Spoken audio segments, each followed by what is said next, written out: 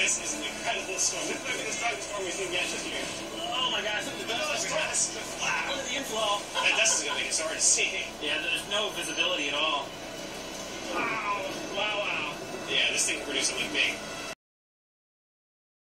Developing to our southwest. Big broad circulation on the ground. What do we do? What do we do? Probably a tornado on the ground, actually. It's probably a tornado. I think something's going to come down. That's going to come down right here. Like right now. Oh my gosh. I wish we could have deployed.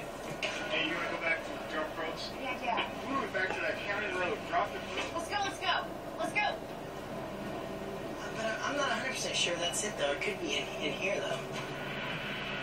With the probe team's safety in his hands, Justin hesitates to deploy pods in what might be a violent storm.